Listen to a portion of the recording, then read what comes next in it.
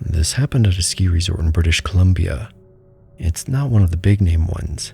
It's quieter, older, and family run.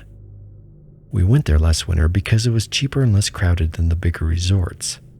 Plus, we're friends with the owners. I won't say exactly which one it is, because after what happened, I don't want people going there trying to find what we saw. It was me and my husband, just the two of us. We'd spent the whole day skiing. It was cold, of course, but we had a blast, and the runs weren't crowded at all. After dinner, and a few too many drinks, we were in that cozy, fuzzy mood you get after a good day and some wine. Neither of us were drunk, but we were warm, relaxed, and laughing about dumb stuff. There's a trail that starts near the lodge and loops through the trees. It's meant for snowshoeing during the day, but a few people walk it at night since it's packed down and easy to follow. We figured we'd take a short walk to help sober up before heading to bed. We had our phone flashlights on, and for the first half hour or so, it was honestly great. Quiet, soft snow underfoot, trees all glittering in the moonlight, like it was out of a Hallmark movie. We were goofing around, chasing each other, throwing snow and doing all the silly couple stuff you do when you're buzzed and happy. I remember thinking how peaceful it was. No cars, no noise, just the sound of our boots and our laughter. Somewhere along the way, though, we stopped paying attention to where we were going. We'd followed a few side turns without really thinking about it, and by the time we checked the trail markers, we realized we'd gone at least a mile, maybe 2, away from the lodge. It wasn't a big deal at first, but once we decided to turn back, the mood started to change. We were sobering up by then, and it hit us how cold it actually was. The air had that dry bite to it where it stings the cheeks and nose. The forest felt different too. The darkness pressed in on us and we realized how inadequate our phone flashlights were. Dry, crunching snow underfoot now seemed like it echoed with how empty the forest felt. We'd probably been walking back for 10 minutes when we heard something crashing through the woods to our right. Branches were breaking and snow fell from the treetops. We both froze. Then my husband whispered that it was probably an elk or a moose. That would have made sense, except it was midwinter. Usually the animals would have moved to lower areas by now. We stayed quiet, scanning the trees with our phone lights, but the beams only went a few feet before disappearing into the dark. I remember saying, "Let's just keep walking." He agreed and we sped up, hoping whatever it was would move along. But after a few minutes, we heard something again. It sounded like something trudging through the deep snow this time. It was closer now and keeping pace with us. Then a voice called out. It was far off, but it was definitely a person. A man's voice. He said something like, "Hey, can you help me?" It was a little too even and calm for how cold and dark it was out there, which made me want to keep going, but my husband stopped immediately. I told him we should keep going and let someone at the lodge know so they can send help. But he said if someone was hurt, they might not have time to wait. He's that kind of person, always wants to help, even when it's dumb to do so. I begged him not to, but he just said, "It's fine, I'll be quick," and stepped off the trail toward where the voice had come from. Past the trail, the snow was knee-deep. He was slogging through it, using his phone flashlight to scan between the trees. I didn't follow right away. I stood there watching the light from his phone bob deeper into the woods. Then I heard something else. To my left, maybe 30 feet away, someone was standing behind a tree. I could see their silhouette in the moonlight. They were tall, thin, and facing toward my husband. I thought it was whoever had called out, but they weren't moving, only standing there half hidden behind the trunk. Something about it gave me a shiver. The shape of it, maybe, or how still it was. I couldn't see a coat or anything that would explain the outline. Only a dark, tall, emaciated shape backlit by the moon. I didn't want to yell. I wanted him to come back without letting that thing know I'd seen it. So I pretended to twist my ankle and fell into the snow. I called out for him, and when he came back, I grabbed his arm and whispered what I'd seen. He didn't believe me at first, until he turned his light and caught a glimpse of it too. I saw his face change from his happy-go-lucky look to a blank expression, like all the warmth drained out of him. The thing was still there, halfway behind the tree watching us. It didn't move, but I could tell it was breathing. I could see its chest was rising and falling slow and steady. But there was no fog coming from its mouth or nose, even though it was freezing out. That's when my husband said, "Let's turn around. Don't run, just go." He told me to face the other way and pretend we were still looking for whoever called out. We started moving back toward the trail without making noise except the crunch of snow under our boots. I felt it watch us the entire time. When we were almost to the main path again, the voice called out a second time. Judging by the sound, I'd say it was at the edge of the trail now. Only it wasn't the man's voice anymore. It was exactly what I'd said earlier when I pretended to be hurt. I think I twisted my ankle. In my same voice and everything. You wouldn't believe how creepy it is to hear your own voice not come from you until you experience it. I don't remember deciding to run, but we both bolted. I don't think I've ever moved that fast in my life. I remember slipping once, falling to my knees, and my husband yanked me back up by my coat. We didn't stop until we saw the lights from the lodge through the trees. When we got back inside, we must have looked crazy. We were soaked with sweat and snow, breathing hard, but we didn't tell anyone what we saw. We simply said we thought we heard something big in the woods. I still don't know what that thing was. I've thought about it 100 times. Maybe it was a person messing with us, or it could have been something else. But I keep coming back to the breathing. It was well below zero that night, and whatever it wasn't human enough to leave breath in the air. I'm just glad I saw it when I did. I don't like to think about what would have happened if we hadn't.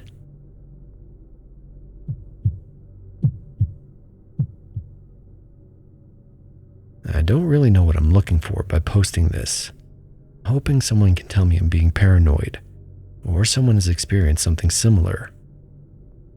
So about 2 weeks ago, I went on a day hike at one of the trails about 30 minutes from where I live. It's a simple loop trail through a small patch of woods that takes maybe 3 hours if you're taking your time. I go there pretty often, especially on weekends when I need to clear my head.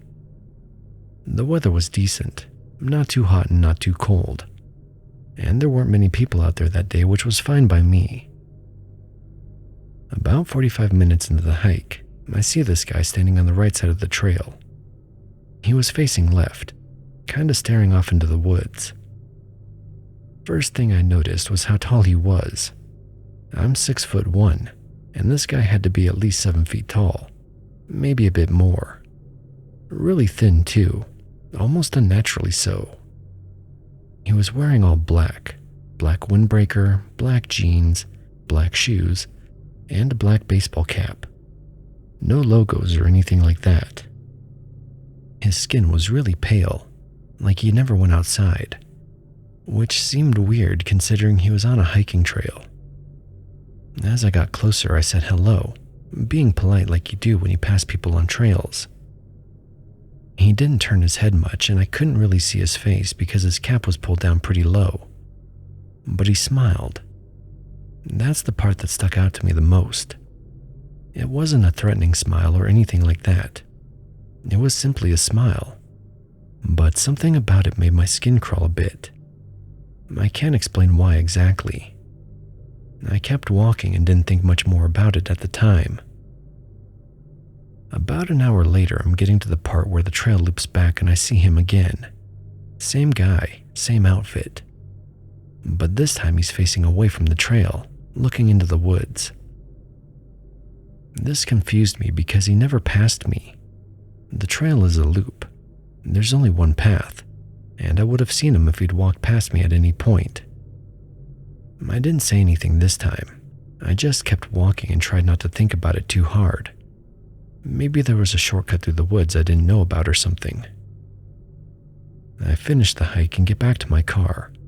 As I'm pulling out of the parking lot, I look up toward the trailhead entrance, and there he is again, standing right at the entrance. That's when I noticed there were no other cars in the parking lot, just mine. So I don't know how he got there. Maybe someone dropped him off. But that seems like a weird place to get dropped off with no way back.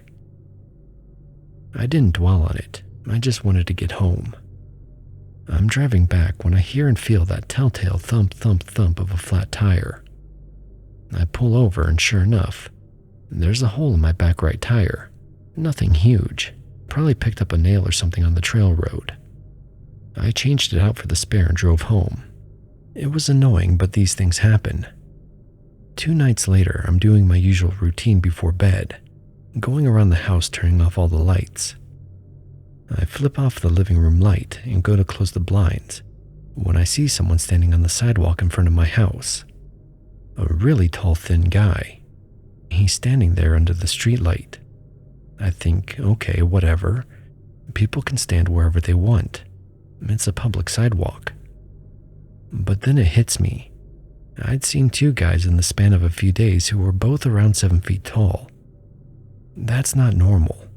That's really rare. I'm not a statistician, but the odds have to be pretty low. Maybe not lottery winning low, but still. I convinced myself it was probably a coincidence and went to bed. Around 2 in the morning, my fire alarm starts blaring. I rush downstairs and there's smoke coming from the kitchen. One of the dish towels had somehow gotten onto a burner on the stove and caught fire. It was small and I put it out quickly, but it freaked me out. I know I turned off all the burners that night. I always do. I'm slightly OCD and I always check the locks on the stove before bed. And the dish towels hang on the oven door handle. There's no way one just fell onto a burner on its own. The towel was ruined, but thankfully nothing else was damaged. After that, I barely slept the rest of the night. Nothing happened for about a week, and I was starting to forget about it. Then last Tuesday, I'm coming home from a friend's place, around 8 at night, and I see him again. Same tall guy, same all-black outfit, walking down my street. He was only 2 houses down from mine, heading in the direction of my house. I pulled into my driveway and figured I'd say hi, maybe strike up a conversation. And I thought if I could actually talk to the guy and see he's just a normal person, it would put my mind at ease about all this weirdness. But when I got out of the car and walked to check my mailbox, he was gone. He was 2 houses away when I pulled in. There's no way he could have made it to the end of the block that fast. And my house is near the end of the block. I would have seen him come by. There's nowhere else to go. No alleys, no driveways he could have cut through without me seeing. That's when I started to really wonder if I was losing it. I went inside and tried to relax, but I couldn't shake how it all felt. The next day, the sink in my bathroom sprang a leak. Not a little drip either. A full-on leak that soaked through the cabinet and ruined the wood. I had to call a plumber because the leak was in a spot I couldn't reach myself. Cost me an arm and a leg to fix it. If I'd only seen this guy around my neighborhood, I'd chalk it all up to bad luck. A series of unfortunate events. But I saw him on the trail first, and every single time I've seen him since then, something bad has happened within a day or 2. The flat tire, the fire, the leak. I don't know if I'm looking for validation or what. Part of me wants someone to tell me I'm being paranoid and this is all just a coincidence. But I also feel like something is off. I don't know if this is all related to that tall guy, or if I'm just noticing patterns where there aren't any. I don't know how long this is going to keep happening or what I'm supposed to do about it. Has anyone else ever experienced anything like this?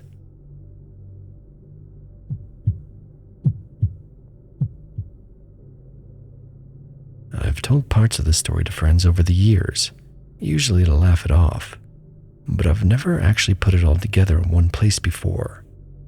Maybe now that I'm older, it bothers me for different reasons.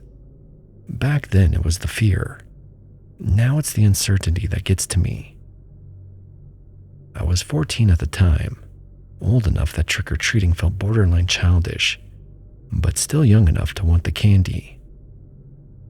It was me, Tyler, and Caleb, 3 bored suburban kids in cheap costumes. Tyler wore some generic superhero thing from Target. Caleb had on a zombie mask that kept sliding around, and I was dressed as a skeleton with glow-in-the-dark bones painted on a black hoodie. We lived in a neighborhood that was cut up by greenways, those narrow little trails behind the houses that weave between the streets. Most people used them for jogging or walking dogs, but for kids they were shortcuts, places to mess around, or, on that night, a way to hit more houses faster. It was getting close to 9. The crowds had thinned out and porch lights were going off. We were cutting through one of the greenways that had lots of trees on both sides. It wasn't a full-out forest, but enough to make it feel separated from the neighborhood. The path itself was paved but cracked in places, with roots pushing up through the asphalt. Our bags were half full, and we were talking about which houses still had their lights on when Caleb stopped suddenly. "Hold up," he said. "I gotta piss." He walked behind a crooked oak that leaned over the path, muttering something about the mask he was wearing making it impossible to breathe. We were a little annoyed, standing there in the dark like idiots, while he rustled around behind the trunk. Tyler started to complain about his feet hurting or something like that. I started to hear this deep breathing, kind of like an asthmatic Darth Vader. It was really wet and raspy. At first, I thought it was Caleb messing with us. He was always the practical joker. But the sound wasn't coming from the tree he was behind. It was off the trail, deeper in the trees behind us. It started off slow and steady, like someone trying to breathe quietly but failing. Then it hit this uneven hitch, like something suppressing this urge to growl. I remember the sound vibrating in my ears in an uncomfortable way. "Dude," I whispered to Tyler, "is that you?" He blinked at me through his plastic mask. "No," he said, "but I hear it too." It wasn't loud enough to pinpoint, but it was close. We both started scanning the trees, trying to figure out where it was coming from. I felt this sudden, stupid panic rush over me. I was thinking it was one of the neighborhood German shepherds that sometimes got loose. They were always mean dogs that would corner us if they had the chance. They never bit us, but it gave us a good scare since they were so big. Caleb finally came back around the tree, but then he froze. I could tell instantly it wasn't a joke. His whole body locked up, shoulders tight, eyes wide, mouth hanging open just slightly. "What is it?" I asked. He didn't answer. Instead, he jerked his hand in a silent gesture, motioning us towards him. We walked as quietly as we could, though I remember the leaves crunching loudly under our feet. When we were close enough, he pulled us into a tight huddle like we were planning something. "There's something behind us," he whispered. "It's in the trees." Before any of us could ask what he saw, we heard it. The voice that followed sounded like someone dragging a word out from a dry throat that hadn't made a sound in years. Not loud, but strained, like the word itself hurt to say. "Run," it said. I still remember how the end stretched out, weak and trembling, almost cracking into a whine at the end. We didn't wait. Nobody said a thing. We just ran. We tore out of that greenway so fast I dropped half my candy. I didn't look back. None of us did. I expected to hear something behind us. Footsteps, laughter, something. But it was the opposite. Everything went dead still. No footsteps, no branches, just silence and our breathing. My house was the closest, so that's where we went. The place was empty since my parents had taken my little sister to some trunk-or-treat event at the church down the street. We locked the doors, shut every blind, and sat in the living room trying to explain to ourselves what had happened. We were all still breathing hard, our costumes sticking to us with sweat despite the cool October air. We all started talking at once in excitement, none of us making any sense at first. "That was probably older kids," Tyler finally said with an ill-timed voice crack. "Someone just trying to scare us." I wanted him to be right. My teenage brain had been imagining a psycho killer, but his explanation calmed me down. Maybe someone had been hiding in the greenway waiting to freak out younger kids for Halloween. Maybe the breathing was them messing around.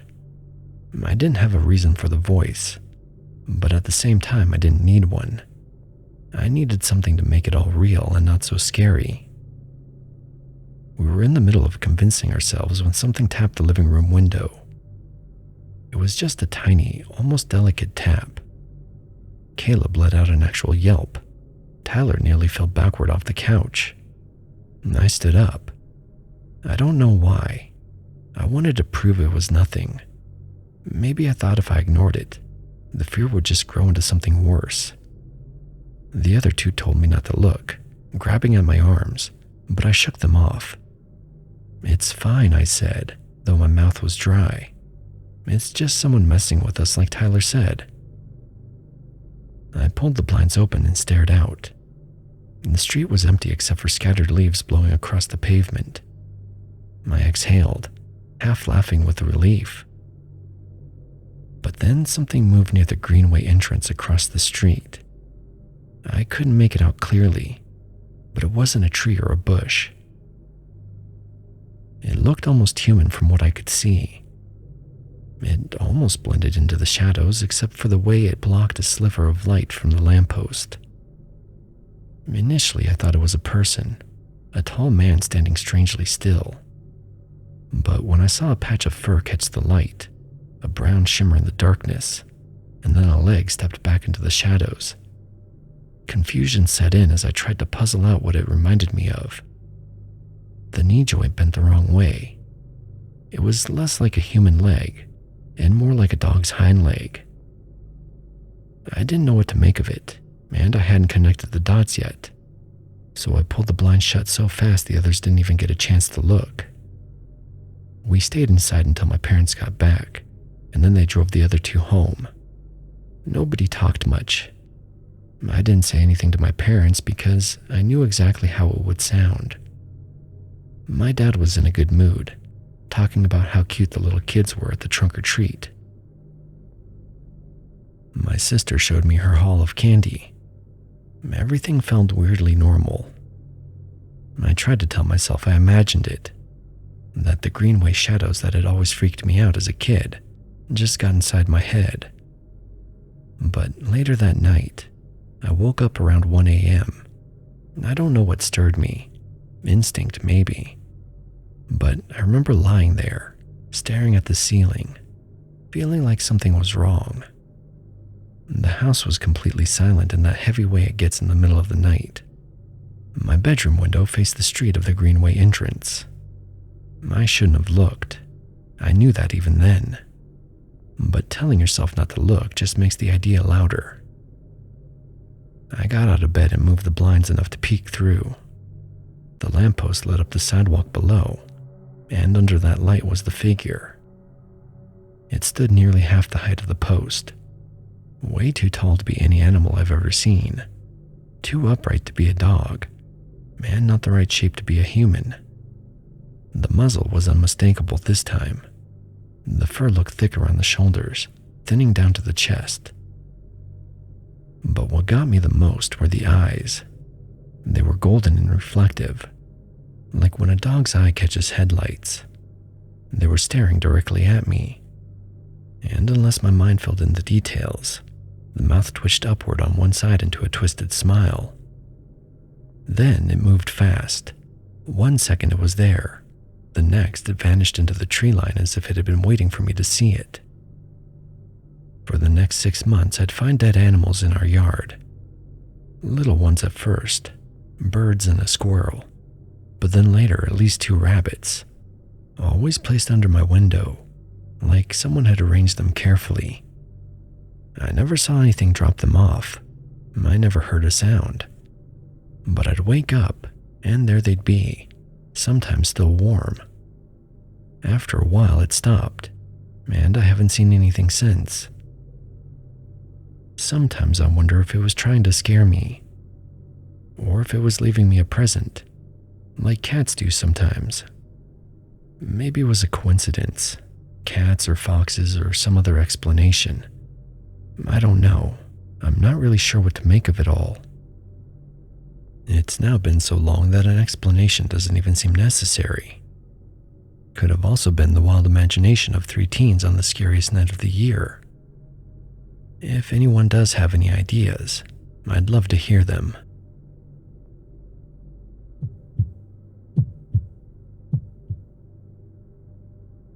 Okay, this first story isn't mine. My grandpa used to tell it to me when I was little. I always thought he would tell it to me to scare me, but recently I saw something that makes me believe the story was true. I'll tell you his story first and then what I saw that makes me believe him. This is kind of long, so bear with me. Back in the 50s, Grandpa used to drive out to the country almost every night to spend time with my grandma when they were first courting. He was driving a 1948 Hudson Commodore he had picked up after doing farm work for a summer at his girl's place. That's actually how he met my grandma.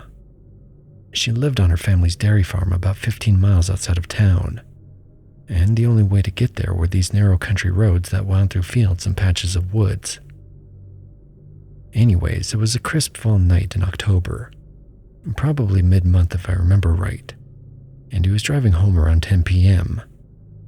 He was going down those old country roads without any lights except his headlights. There were no streetlights or other houses in the area back then, just darkness on both sides. It was a windy road and he was being cautious for deer, so he was going the speed limit that night, maybe 45 miles an hour or so. It was halfway from my grandma's house to the highway he would take home when something jumped out in front of him. He slammed on the brakes, almost eating the dashboard. The tires squealed and the car fishtailed a bit before stopping. After a second to compose himself, he looked up expecting to see a deer, maybe a buck that would be long gone by now. But instead, he saw something he said was shaped like a man, only much bigger. It never stood fully upright, but instead stayed hunched over, kind of crouched in the middle of the road. Even then, it was pushing 6 feet tall, and he figured if it stood all the way up, it would have been over 7 feet easily. Now here's the part I figure he embellished, because the way he described it was out of a horror movie. He said it looked like a wolf on 2 legs, and had razor-sharp claws that were 8 inches long, and fangs that hung down past its jaws. It also had piercing red eyes that glowed despite the headlights being on. It looked at him like it was deciding what to do, and Grandpa said he must have been lucky the thing recently ate, because he thought it was already full and decided not to make him its next meal. Grandpa barely had time to say a quick prayer before the thing bounded away in one jump. It was in the dark field and hit the woods in 2 more jumps, and Grandpa never saw the thing again. He said it covered 100 yards in a matter of seconds, and that he had never seen anything move that fast before or since. I think a lot of that description was made up and dramatic, but there is a kernel of truth to the story. The thing probably didn't have such long claws and fangs, and more than likely didn't jump the whole way to the woods. But I do believe Grandpa saw something. I still live near where my grandpa saw that creature, only a few miles away, but a lot of it has changed now. It's solid houses from where my grandpa lived to my grandma's house. All that farmland got bought up and developed in the 80s and 90s. Gone is the farmland, but there is still a large wooded area with hiking trails and a camping spot a few miles to the east of where this happened. The county turned it into a park maybe 10 years ago. Last year I was out there to take a little hike and no one else was there. It was a weekday afternoon in the fall, so not exactly prime hiking time. I needed somewhere to get away from everything to think, so I decided to go hiking and get some fresh air. I walked around other trails for a while, just taking my time and enjoying being outside. Then an hour before sunset, I went down one last trail. The last one I took wound around a little creek and then looped back to the campsite and parking lot. I didn't take a flashlight because I didn't expect to be gone long. Each trail loops around and none of them take more than half an hour. But once I hit the creek, I got lost in thought, and time slipped away faster than expected. It was getting dark by the time I was halfway back. I did have my cell phone on me, so I used that as the light, mainly so I wouldn't trip on anything like a root or a rock.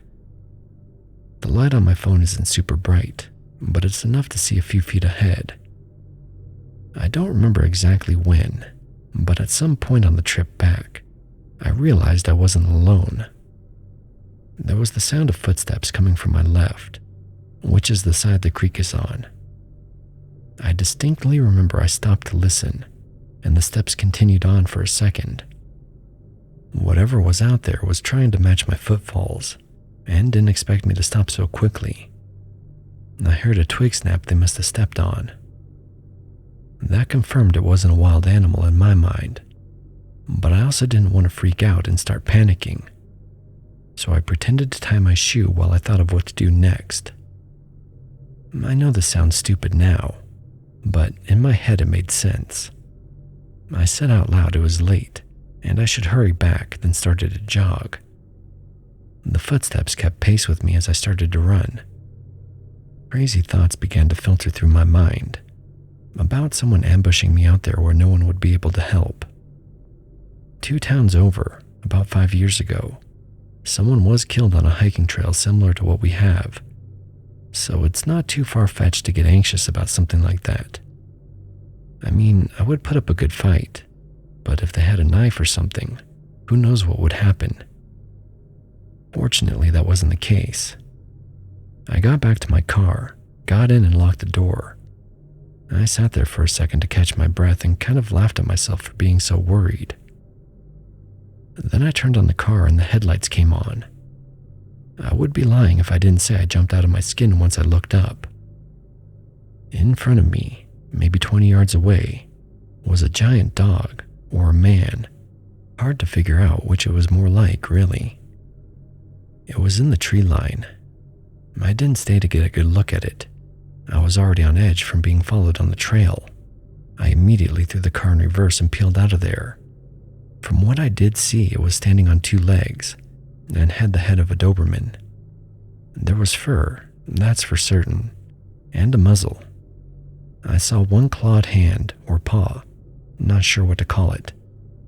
The claws weren't 8 inches long though, not from what I saw. They were proportional to what a large dog would have. That's all I can say though, besides the fangs weren't even visible. I wish I'd gotten a better look at it, but you don't expect to see something like that. Although a guy holding a knife would have been less shocking. So I do believe my grandpa's story now, even if some of it was made up. Or maybe he saw a different kind of creature than I did. But they matched up pretty well. You have been watching Neon Noir, a Radion production brought to you by Trapper Dan, the finest in canned survival food.